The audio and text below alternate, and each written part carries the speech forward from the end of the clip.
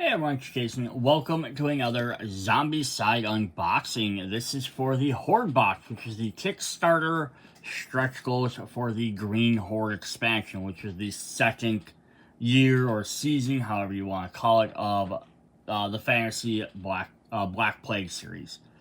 So it adds, of course, if you're familiar with the Kickstarter stretch goals, means we get a bazillion new survivors. We also get, excuse me. We're going to get some other really cool stuff in here, too. We got some new abominations, some new necromancers, some extra little couple of equipment cards, and some other neat little things like that we don't typically get. So I'm going to probably end up doing this as a two-part video just because once you start getting into survivors, it does take a while to read through all their skills. So I'll do is I'm going to start with all of the zombies and abominations and walkers and all that stuff, all that fun things. Go through all that, plus, and I might do a couple of the survivors in this one, and then we'll head into then we'll do second video with the rest of the survivors. Just to break it up a little bit, because again, reading through every single abomination's abilities takes a little bit of time as well. Alright, so the first thing I want to just do is we're going to jump into this. We have a bunch of extra, maybe actually grab my block here and we can lift these up a bit. We just have some duplicate orcs from the base game. So that's all these are. They're just extra. We have 5 extra walkers back here. We have 2 of each of the runners. We got 2 of each of the different brutes, or as they were called back then, were fatties. I like trying to refer to them as brutes, though. Plus 1 of the, zoom up a little bit, the necromancers, and 1 of the abominations. These are just exact copies of the Green Horde base game models, so I'm not going to really pull them up to show them very exactly. I've done that in that video. They just gave an extra set of each of the 2 runners, each of the 2 brutes, and then 1 of each of the walkers, just to give you some more zombies. Because one big thing in this game was they had the horde mechanic. Is every time you play one of the orcs, they get summoned another one that goes to the horde pile, and then eventually you enter the horde and more come in. So another cool thing they added in the game, and I'm going to apologize right now. Fantasy game, graphic imagery, so if you don't like it, heads up for a second, just close your eyes for a minute. I'm not going to show it very long, but we do get this horde tile. So before I go any farther, it is actually a very graphic image. So again, warning. But we have a horde tile. And that's all I need to show of that. So I'll just kind of hold it back down here. So what this horde tile does is just an extra, little bigger tile. So you that way, every time you pull a horde guy, you can set them on here so you know which are the horde zombies and which one are your, like, off to the game stockpile. Is it a necessary thing? Obviously not. You can just make sure, hey, I'm going to set these guys to this side, that pile to that side. But it does kind of make it a little bit easier for just a quick reminder of what's what. Alright, so that was that. Very quickly, that was those guys. So we are going to get a new set of brutes in here. So I'm going to scooch all of these guys off to the side. Stab myself while doing it because they're all spiky. We are going to get the Fatty Bursters. So we will get their cards here. And they'll have their numbers on here. And I'm not going to go through all the abominations and stuff in order. So their card numbers are going to kind of jump around a bit. We got 293, 4, 5, 6, 7, 8. So we get 6 of these. They have the same back as abominations or any of the decks in here for any of the characters. Just the same back as the abomination cards.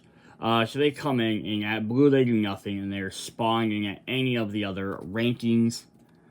Let's take a closer look. There are 2 different models for them. So we'll zoom in here. We'll see if we can get a little bit closer look at these guys. big pustule guys. Now, there is a way to buy a set of 4 of these separate from this box if you really like these guys and their mechanic. They do sell these as a separate thing, or if you just want to have additional ones. If you're like, oh, dude, these guys are, it's kind of a neat mechanic. It'd be neat to have up to 8 of them or 12 if you want a lot more. They're gross looking. Yeah, so they do sell this as a separate box. Where is their mechanic? Alright. So, new zombie. We have Fatty Bursters. Zombies were called Fatty Bursters for people stuck with potential potent disease from their former life. Illness caused a weird change in the zombie plague. During the bloating infects his corpse. So I'm not going to read through all of that. To get in the game, simply add your corresponding zombie into the standard zombie pile. 1 action, 2 damage, no armor rolls. See explosion rule below. Minimum of 2 damage to destroy. Experience points 1. Fatty Bursters are fatties. Do not gain benefit from fatty extra activation cards. Drawing Fatty Burster cards provides an extra activation for all Fatty Bursters on the board, then spawns a Fatty Burster in the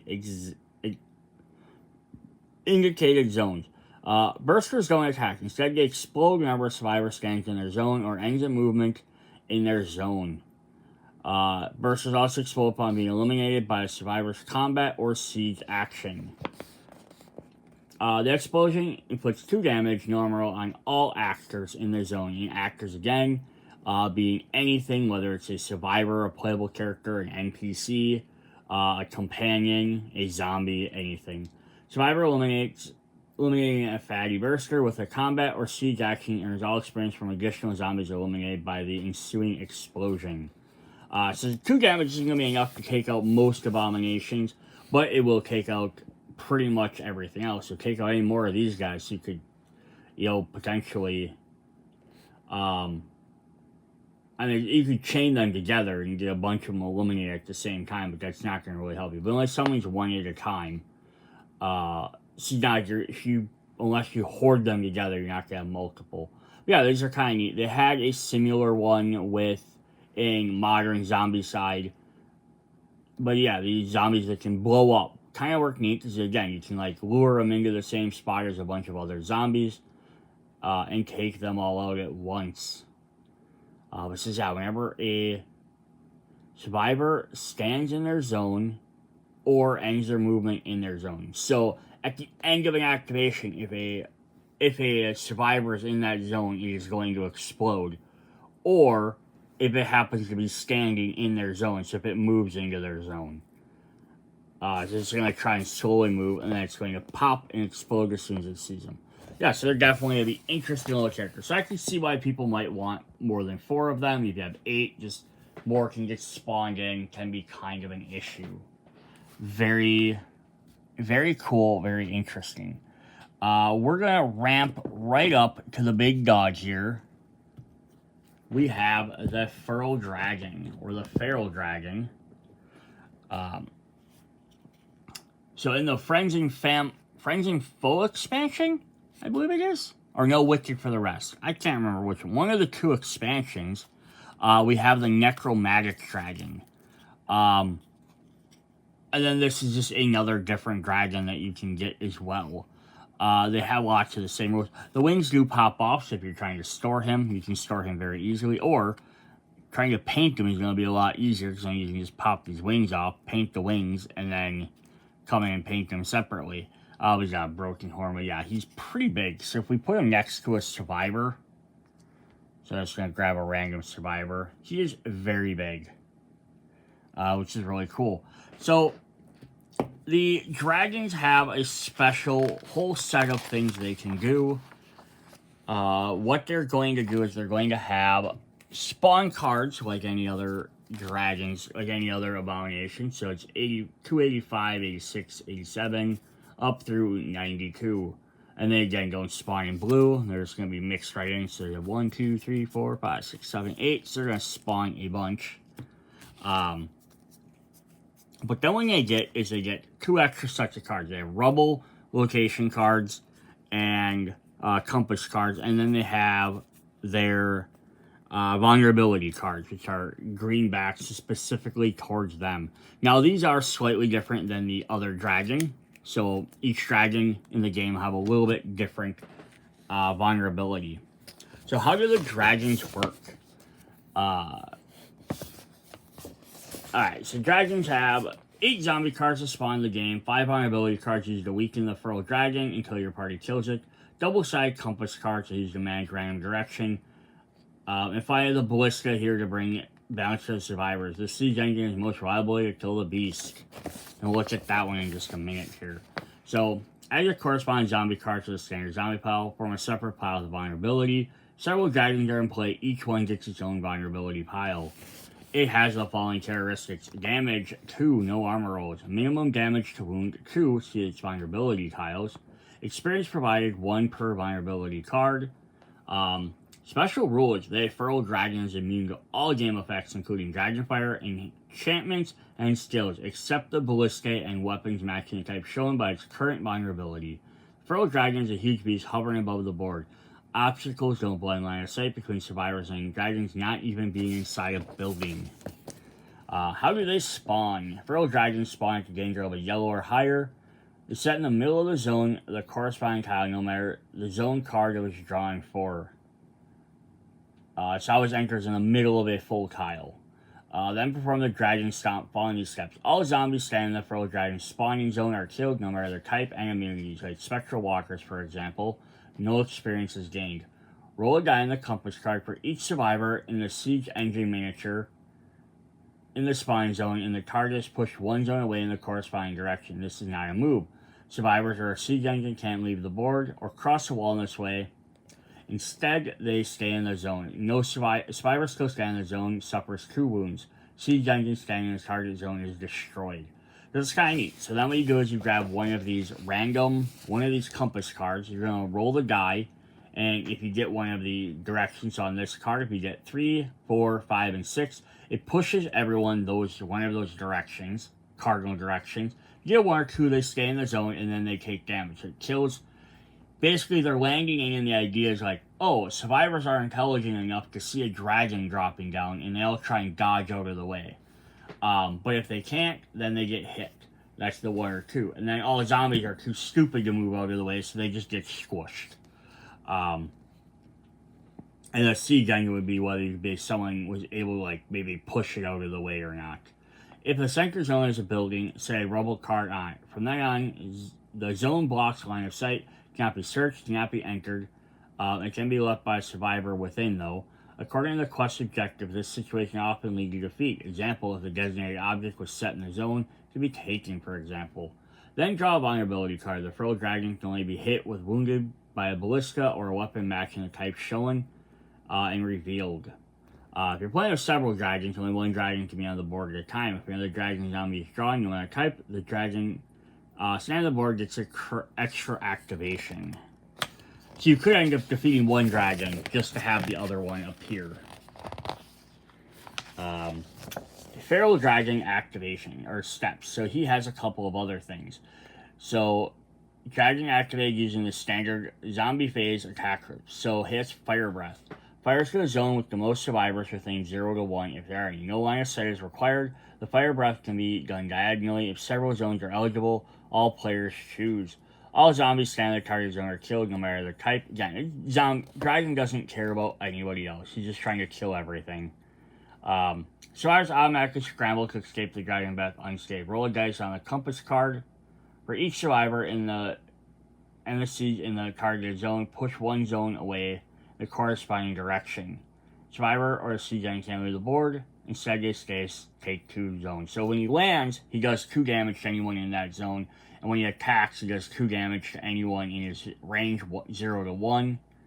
And then they have a chance to move. A siege engine skill, target zone is destroyed. If the target zone is a waterhole zone, the dragon doesn't attack.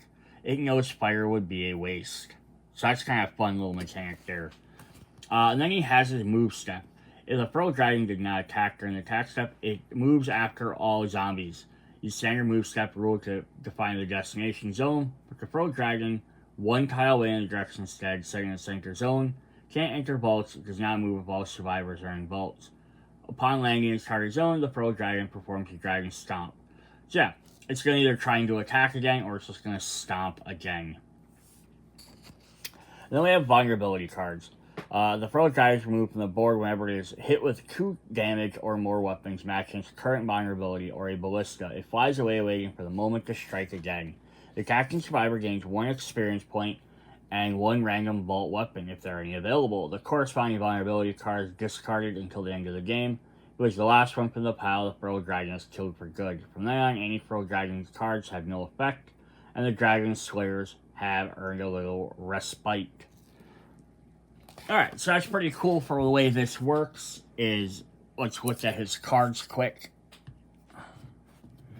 So we have the rubble cards. So on the back of them, they're just going to show some rubble. Which means every time you destroy a building, every time he lands, he's going to potentially destroy more and more buildings on each tile. So if you're playing like a 4-tile thing, he's eventually just going to destroy all 4 center areas. But then when he does his stomp, he's also going to destroy more and more areas. Is he going to be able to destroy every single area in the game? No, there's only 8 cards. He's only going to be able to destroy 8 spaces total. But still, if like you haven't probably defeated him by the time he's destroyed 8 different things, I don't know, that might be an issue. Although then, if you have both dragon things, you can always do both. So here we're going to show this. I'm just going to kind of flip through these very quickly. So they are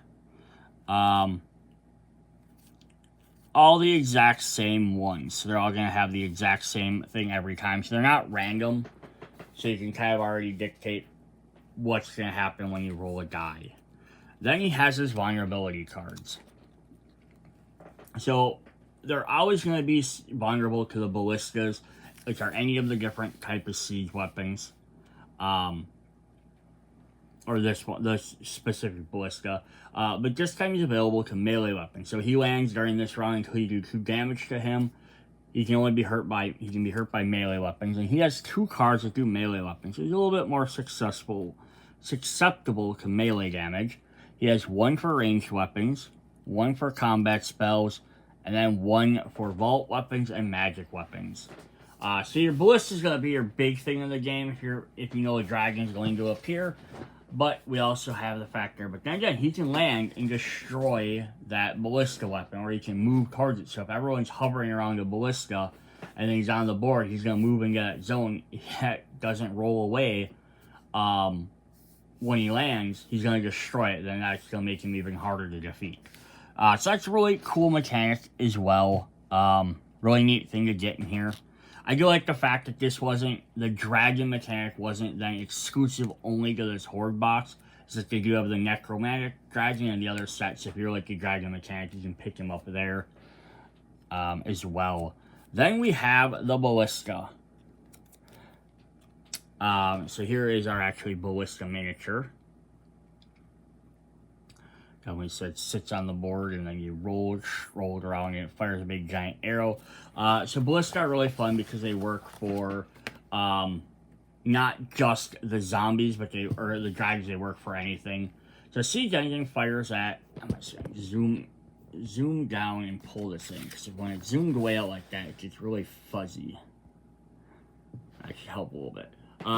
Siege engine fires at every zone in a straight line. No line of sight is required. Make a separate roll for each targeted zone. Accuracy +3 if any survivors has a line of sight to the target zone. 2 actions to fire and move one zone. 2 actions to fire or to move one zone. Any target hit is killed. It is not silent or does not make noise, but it uses 1+ range. Roll 3 dice. Has an accuracy of 4. But goes down to 3 if a survivor can see it, and has special damage. It just kills anything in its way. So here's a nice zoom back out a little bit. So here's a good example of how this works. It says Johannes fires the ballista bolt. It goes in a straight line, ignoring line of sight until it meets the eastern wall. So it's shooting this blue area all the way until it hits a wall. And it's showing dragons be hit by ballista no matter their current vulnerability. 3 dice are rolled to hit the monster. Like normal, accuracy is a 4, so order 3 as Johann has a line of sight to the beast. So he rolls a 5, a 1, and a 2. 1 is enough to hit the dragon. One hitting up, the dragon is removed. So Yamaki just takes damage and he's defeated. Because he eliminates any target, doesn't care, even though normally he'd have to take 2 damage. Then it says the ballista ignores line of sight and goes through the hedge. 3 dice with difficulty of 4 are rolled to kill a walker. And then 3 dice with difficulty of 4 are rolled for the abomination. So then you have a 4, a 3, and a 1. One hit, the ballista has no damage value. Everything's eliminated. Goodbye abominations. So that's very cool. You can eliminate abominations. Then it says here, Megan has a line of sight on the zombies, lowering the accuracy to 3, so he gets 2 hits. Target and priority applies, leaving the runner rampaging. Stops here as the bolt hits the wall, so the guy in the last spot is fine. So that's a really cool mechanic just to eliminate everything. So that's what we have for that. And we have ballistas in the other sets as well. So again, it's not something that's exclusive to this box, but that is really fun. Alright, so let's start looking at some of our abominations. Let's start with the most interesting one here. We have the Obama Bunny. Alright, zoom down a little bit there. I just gotta get to the page in the book where it explains how these guys all work. So the Obama Bunny is obviously a reference to Monty Python and the Holy Grail, where they have a little bunny rabbit that comes out of the cave and just kills everybody. Oh, it's the most terrifying creature. Yeah, so that's really fun. And then also it's like just a fun comparison. So there he is, again, versus one of the heroes. So he's actually small like a bunny rabbit would be. They didn't make him some huge monstrosity. So Obama Bunny. Oh, look at the little, oh God, it's my face. Beware its grin, said the old tale to the Obama Bunny. I'm not going to read all that. The Obama Bunny targets all survivors in its zone upon attacking. The Obama Bunny kills every survivor it targets, no matter their remaining health, armor, or additional game effects. Obama Bunny can only be killed with Dragon Fire effect. So yeah, it's kind of fun. It's just, it is a crazy one that's going to do whatever it needs to do. So it has 1 damage, minimum to 3, minimum to destroy is 3. So this is standard abomination rules, 5 experience points. So unless it says otherwise, like this one does damage to everybody and kills all of them, so it doesn't matter, but it says 3 damage. It has a specialty of it can only be killed by Dragon Fire. But yeah, so Obama Bunny just runs around the board, killing everybody it attacks. Pretty crazy. Alright, what do we have up next? We have, once we're going for fun, fantastical looking creatures, we have Chromantis, the unicorn, the undead unicorn, actually. I do not have my holder for a big enough base for this. I don't think this one spreads out far enough. Nope. Alright, so I'll just have to hold this one up then. Yes, we have Chromantis, the undead unicorn.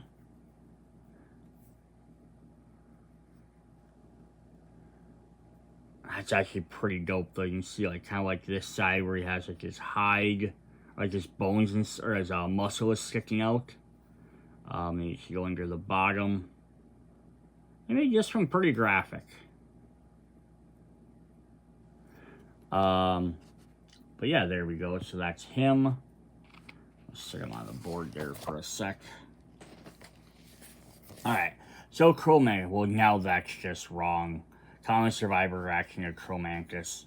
Start of each of Chromantis' activations determine how many actions it has and what damage it deals during its activation. Chromantis has 3 actions, but only 2 actions if a female survivors are within line of sight. It has 3 damage, but only 2 if any male survivors are within line of sight. Familiars don't count. So if it can't see anybody, it has 3 actions and it does 3 damage. But if it can see a female, it's only going to act twice for some reason. Not entirely sure the whole point of that. If there's maybe some lore behind that. But if it sees a male, it's going to do less damage. It might be more interesting if it was like down to 1 of each. So like it felt really significant. But I think like 2 and 2 is still pretty bad, but yeah, I think 3 and 3 would have been even crazier. Or 1 and 1, so like there's both of them around, it's gonna act more docile. Like it might still hurt you, but it's not trying to. But if it can like sneak attack up on somebody, one of the other ones, because yeah, if it can see just a female, right, it would have 1 action, but it would still do 3 damage, right? So if it gets next to him, it's gonna take slower to get next to a female. That'd be kind of neat. Yeah, so that's pretty cool there. We do have up next, we have the Vault Warden. So we're going with more, again, kind of like fantastical or mythological creatures. We have the Vault Warden, which is basically a Minotaur. We've had other zombie Minotaurs before, so this is still kind of cool. He's got his big sword there, his tail. Definitely looks pretty cool. I guess I didn't show off the numbers on it, just in case anyone cares. So Chromantis is 47, 48, 49, and 50. They're sport cards. Bomba Bunny is 319, 320, 21, and 22. So in case anyone is keeping track of these, Vault Warden is 327, 28, 29, and 30. So what does the Vault Warden do? Who said running an abomination has to be a bad experience? Sure, the Towering Vault Warden is very likely to carry you limb from limb, and the chances of killing his horned beasts are almost nil, but has access to secret vaults and often finds precious weapons in them. So that's fun. So what does he do? He says, upon spawning the Vault Warden, set apart all vault weapon cards you may possess. You may not use for the chosen quest. Shuffle them in a deck and place them face down next to the board. Survivor killing the Vault Warden gets a random vault weapon drawn from this deck, in addition to the usual 5 experience points. Cool. So does you steal all your weapons, though? That's what it makes it sound like. Set apart all vault weapons you may possess and not use for the chosen quest. So I mean, there's obviously, if it's like, in this particular mission, you have to get this particular weapon. They don't want to hide that back in the deck. I'm assuming by possess, they don't actually mean ones your characters control. I think they mean if you have a stack of you have 15 vault weapons. Like you have some from this set, you have some from the base game, you have some from one of the expansions. You take all them. It's not saying take the ones your characters are equipped to. As going to mean any vault weapons you have. If you have 10, you take 10 of them. If you have 20 of them, you take all 20 of them. But yeah, you defeat them, you get a random vault weapon. Cool way to get one without having to find a vault. So very interesting. I'm surprised he doesn't like spawn inside a vault. That would be pretty interesting as well. Alright. Let's get to some more regular type guys. We have the Horde Brother. I don't know why I said that like I'm Hulk Hogan. Horde Brother! This ogre's gonna smash you. That's more like Macho Man Randy Savage, actually. Yeah, I've got a big old hulking monstrosity there. I think his stomach is stapled shut. But he's got some, like, meat and stuff sticking out of his bag there. So he has cards 307, 308, 309, and 310. So what does our Horde Brother do for us? So there's this text up there if you want to read it. Horde Brother inflicts 3 damage. Horde Brother should be played in conjunction with zombies using Horde rules. When Horde Brother is spawned, add another abomination miniature your choice into the Horde. It will spawn along the Horde next time you enter the Horde card is drawn. If no abomination can be added, it immediately gets an extra effect. So yeah, you already have to deal with just a kind of a pretty mean abomination anyhow just coming out, but he's going to put one in the Horde, so that means now drawing that Horde enter the Horde card is going to be even worse because you're going to have a random extra abomination popping out. The only thing that would have been neat if they would have had 2 of these, because then they would have had like brothers. Would have been kind of a neat idea. That's just my thought on it, but that's alright. Alright. What do we have up next? We have the Swamp Lurker.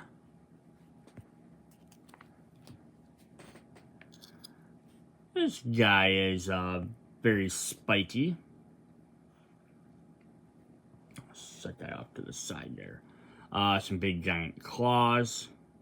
Always remember, these are a little bit sharp. Yeah, he's got some like plate armor on, or kind of like growth on him. Yes, that's pretty cool there. He has cards number 315, 16, 17, and 18. So the Swamp Lurker. As long as it stands in a water hole zone, the Swamp Lurker cannot be targeted by any attacks or killed in any way. Other game effects like skills or chosen quest special rules still apply. So yeah, this is what's neat. So they're just, basically they're taking regular abominations and they're just adding little twist rules to them.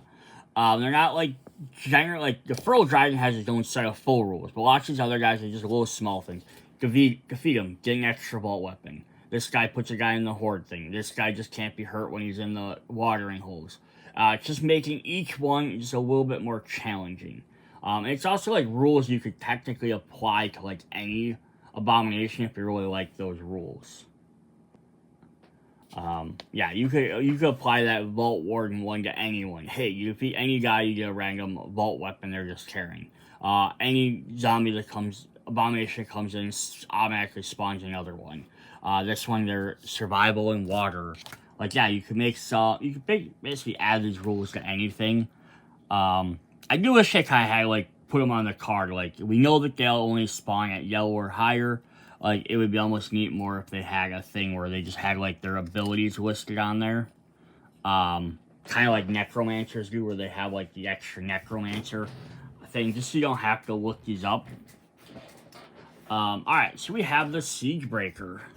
There's a big old guy here. This guy has some massive body armor on his armor. So I love these because it kind of really feels like they're some guard or warrior that maybe got transformed or hulked out. I guess would be like maybe more of a kind of a correctish term. Like they got abominized, zombified, and they became really big and monstrous. So 3, 11, 12, 13, and 14.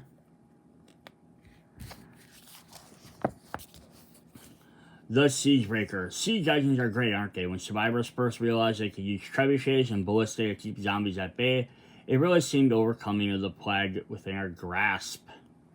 Enter the Siegebreaker. Realize there is a threat from the fleshy sacks of blood, but they're wooden contraptions.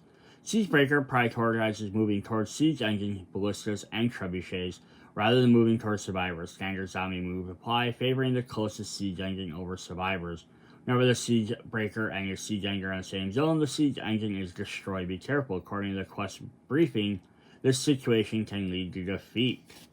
So that's pretty cool, right? Again, just you have a zombie that's going to specifically target siege engines as opposed to running around trying to target anybody else first. And it's a thing. It's, again, one of the little rules you could even add to any zombie, just being like, this time, this guy's going to do this. So that's pretty cool. Alright, we have a were-zombie. Yes. A werewolf zombie, because that's all we need, right? Werewolves and zombies. So he's got all the big spikes on him. That was like one of the things back in they really did, like in the first bunch of Zombicide games, is abominations had spikes. That was always a big thing. Like especially human characters that would transform. So we have 331, 32, 33, and 34. So what does the were-zombie do? Imagine fighting the desperate battle against a monstrous wolf-like abomination. Imagine somehow after a dozen times, you somehow manage to vanquish the beast. Its ruined, deformed body lies motionless. Only doesn't remain motion long. Before you can catch your breath, starts changing, transforming into an entirely different kind of abomination. Whenever the were zombie is killed, immediately replace with another available abomination in your collection. If you choose, no abomination is available. All abominations on the board immediately get an extra activation. That's actually a very interesting choice, right? So if you kill it, it comes back as a different abomination, or everyone gets an extra activation. And if there's no other one, might not be a big option to replace him.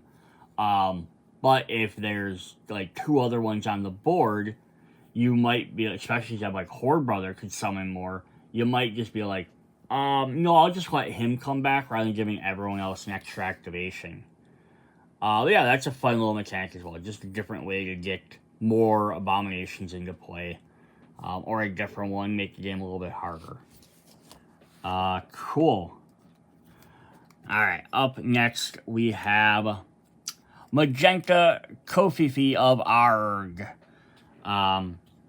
This is a very messed up looking creature.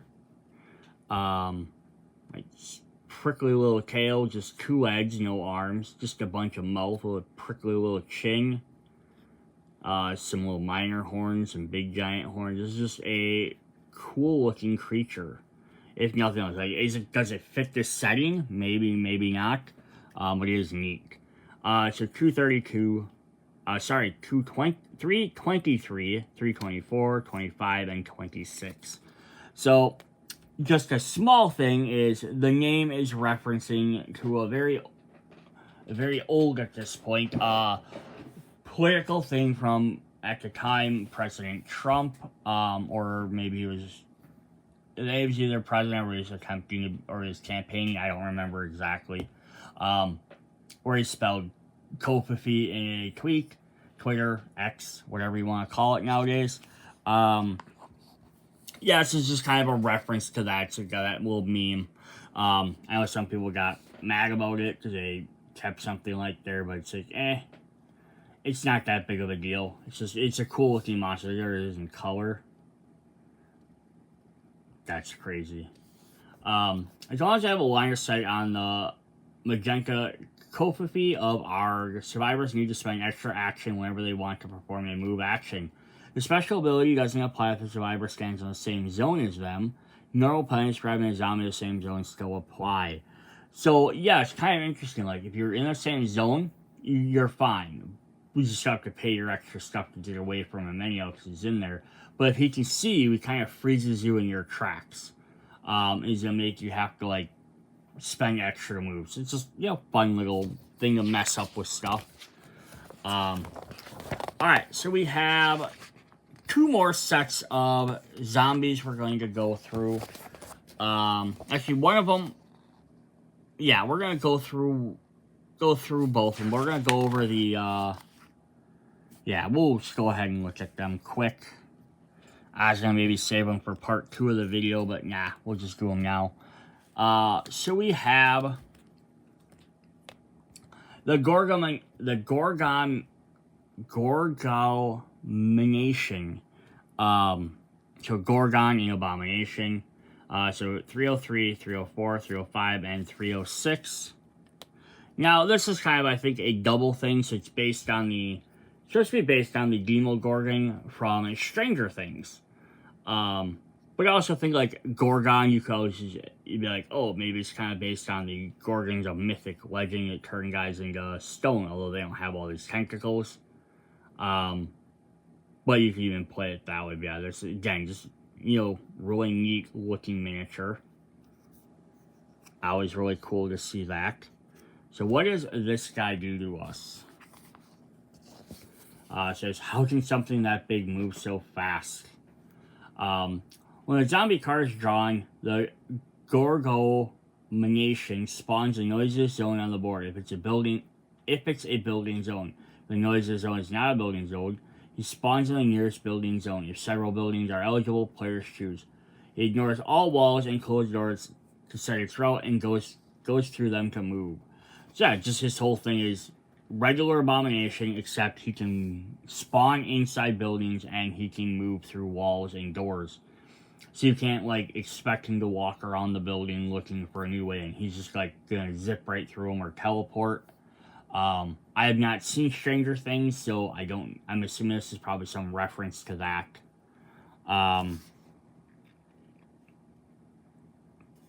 Yeah, so that's pretty interesting there as well. So we're gonna go, before we go into the last abomination, we're gonna look at our 2 necromancers. Just because the last abomination has some extra special rules, and I want to look at those later. In the end. So we have Count Cremere. So this is Gary Oldman from Dracula, Bram Stoker's Dracula. So this is kind of like, if you're familiar with the Kickstarter stretch goals, they have lots of times they do homages to other movie characters or famous actors, actresses, musicians, TV stars, and just about anything. Any pop culture things. Yeah, this is supposed to be like a version of Gary Oldman from Dracula, but he's our necromancer. It says normal necromancer rules plus discard an equipment card for each survivor during the end phase. Deal 1 damage to Count Cremere. If he escapes, each survivor must discard an equipment card. So here, you just have to sacrifice one of your, during each, discard 1 equipment card from each survivor during an end phase. Deal 1 damage to him. So he's going to take extra damage. If he escapes, though, each survivor must discard another equipment card. So you might end up having to discard 2. Now, there's no other like clarification rules in the booklet for this, so we can only go by what it actually says. But yes, 35, 336, 37, 38, 39, and 40. They get 6 cards for their necromancers, and I just have the same picture on the back there. If you are getting White Death, just as a heads up or reminder for that, in case you picked up White Death, at least the Kickstarter version, I can't say if it comes in the base game, had updated cards for all the, supposed to have updated cards for all these guys to turn these guys into like, just a special abomination, so they get 1 card instead of having 6, and then you just draw a card that says abomination, and then you search through your abomination deck for a card. Very cool. So then up next, we have Queen Salvera. Grab her miniature there. So I like that we got a male and a female. Plus it's nice to see these extra different necromancers, because even if you don't want to play with their special rules, it gives you just different models of necromancers to use, which is just in itself even a fun thing as well. Alright, so she has normal necromancer rules, plus may perform ranged zombie attack, 0 to 3, 1 damage, targeting a zone with the most survivors within line of sight. So she gets to cast some extra magic spells, which makes her that much more deadly. She is based off of Queen Bavmorda, let's see if I can pronounce this. Bavmorda from Willow, from the movie Willow. She's played by Jean Marsh. Yes, it's pretty cool. We have a little homage there, and there's not that many bad sorceress women in lots of movies, so it's cool that we did pick one out. Alright, then we have one last zombie, and when we look at that, we're going to also look at one survivor, and then we'll look at the rest of the survivors and stuff in part 2. We're only looking at these 2 together because they go together. So I'm going to grab the miniatures first, and then we'll look at those. So we have giants. So yeah, we have Fingarton and the zombie giant. So Fingarton is our survivor, and we have the zombie giant. Now again, as a comparison, there is a regular survivor. So these guys are definitely quite big. And then here is our necromantic, or our regular feral dragon compared to them. So you can definitely see the size comparison. So they're just about as tall as the dragon. Who's one of our bigger, some of our other bigger, there's our bigger abominations, right? So they're actually quite a bit decent sized over them guys as well. So that's pretty cool. So I only brought both of these out because they kind of have very similar rules. So let's take a little bit closer look at each one before we get their cards. So here's our our zombie version of a giant. Some people are kind of saying they're based off of zombies from games, or giants from Game of Thrones. They didn't really specify any specific ones. I don't know if there's a specific, like, actual zombie character or not, but I do like the fact that at least we got one of each. I think they're really big, so it would have been kind of crazy to have multiple. It would have been neat to have, like, two of each, like, just so you could have, like, a couple of big zombies out at a time. Go all the way down to where his feet are there.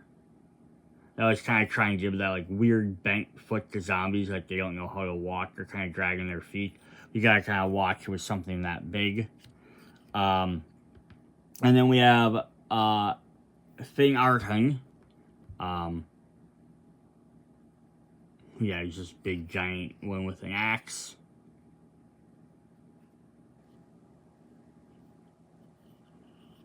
And if we even kind of compare some of them together, compare these guys together, you can see they have kind of similar stuff. They have the big giant belt buckles, the strap over their shoulder with the chains. They have the spiked arm bracers. The little shields in the front of them, they're slightly different. The belts are slightly different. So it's kind of neat because it's not like, they're maybe like, oh, maybe this is a zombie version, like his zombie brother he was out with. But they're not, it's not supposed to be the zombified version of him. So yeah, we've kind of flipped to the back. This guy has some pouches. But yeah, they're very similar, but yeah, they're not the exact same, which I go like, you know, like the back of the belts are a little bit different. Plus this guy's hair that goes all the way to the back. This guy's pretty much bald except for his beard. So that's pretty cool there. Let's look at a zombie giant first. So we have cards number 299, 300, 301, and 302.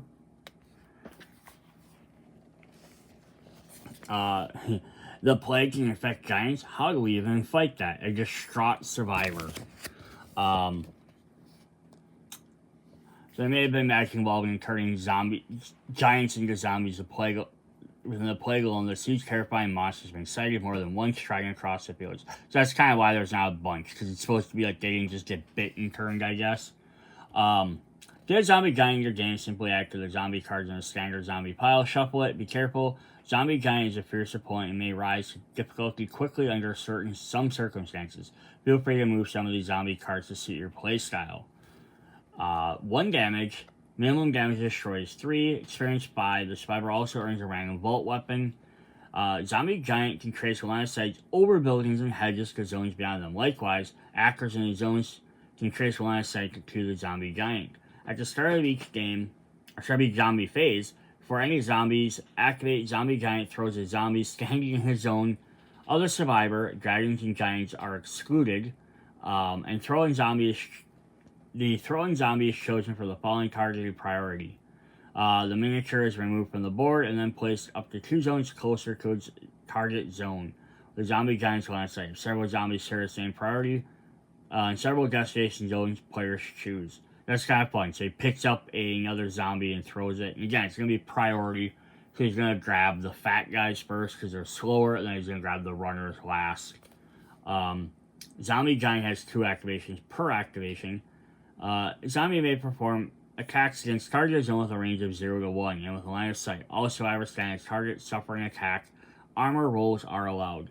So yeah, he swipes, he's going to hit everybody. He can attack up to a space away because of his reach. He can see over hedges, over barricades, all that. And he gets 2 attacks. So he's already going to throw a guy into a zone, which is going to cause some issues there. But then he's going to, yeah, try and swing and attack. He might attack the zones twice, or he might move then attack. Definitely gonna make him a challenge to fight. There's his picture there.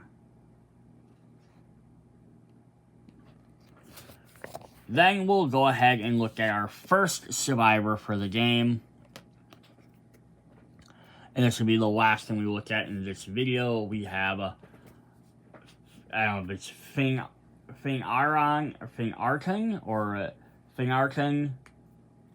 This slot may only hold a great axe or a great shield, so you can only slot those specific items. He has giant and throw. There's special actions for him, so we'll look at what those do in just a second here. In yellow, he has +1 action. In orange, he has reach and slippery. Slippery lets him move in and out of zombie zones without having to pay extra costs. He's so big, he doesn't care if there's tiny guys below him. Reach is another special action he has, so we'll look at that one in just a sec as well. In red, he has +1 die roll for melee, barbarian, and battle rage. Barbarian, I believe, lets him roll dice equal to the number of... Yeah, substitute the number of dice for the number of zombies in the zone. So if there's 4 zombies in the zone, he rolls 4 dice instead of whatever his weapon would say. And then Battle Rage, I think, was a green Horde ability. Let me just look up so I make sure I say exactly how it is. Survivor gains an extra die for each subsequent melee attack when they kill at least 1 zombie. Bonus is dealing if the survivor gets at least 1 zombie kill in the subsequent action and applies until the end of the survivor's actions. So as long as he kills something, he gets an extra... he gets to roll an extra die. So he does 1 attack, he kills 1 zombie. So if he rolls 3 dice to begin with, he kills the zombie. His next attack, he does another attack immediately. He does 4 dice, and he kills another one. He does 5. And it's... just keeps adding up that way. So what are his other 3? Giant, throw, which he starts with. So we have giant. Survivors may trace line of sight over buildings, hedges, zones to beyond them, but not into a building, through walls or closed doors. Likewise, actors in the zones can trace line of sight to them. So the same as the other thing, you're just big guys that can be seen everywhere. I'm surprised the dragons don't just have that listed as an ability as well, because they're big giant characters. And then he has throw would be like, well, he has reach as well, which he earns in orange. Reach says survivor may perform melee actions at range to 0 to 1. It's kind of cool, it gives him a little bit extra range. Odd that he has to wait till he gets to orange to learn how to do that. But he also has throw. The survivor can use a skill for free once during each of their turns. Choose an actor in the same zone. Dragons and giants are excluded. The actor's miniature is removed from the zone, then placed in a target zone within range of 1 to 2 in line of sight of the thrower. A ranged attack is then performed in the target's zone. It automatically hits a zombie, ignoring the throwing actor. The attacker inflicts damage. The attack inflicts as much damage as the equipped weapon of the throwing survivor or the damage value of the throwing zombie. So it's kind of fun that he can throw another survivor, gets them across the board, could get them out of range or something, closer to a different goal. Could just send them into a group to have them start attacking quicker. Or you can just pick up a zombie out of his zone, throw it to somewhere else, and do some extra damage. But yeah, it's fun that it's a ranged one at targeting them. Also be fun to do here is if the dragon has the vulnerability to range, throw a survivor, a zombie at the dragon, then he gets the extra range. So that's kind of cool there as well. And there's just the back of his card with his picture. Alright, that is what we have for this video for the Zombicide Horde box. That was all of our zombies, plus our 1 survivor. Come back for part 2, and we'll start looking at the rest of the survivors. There's a lot to go through, so there's a lot of different stuff to talk about. See you guys there. Bye.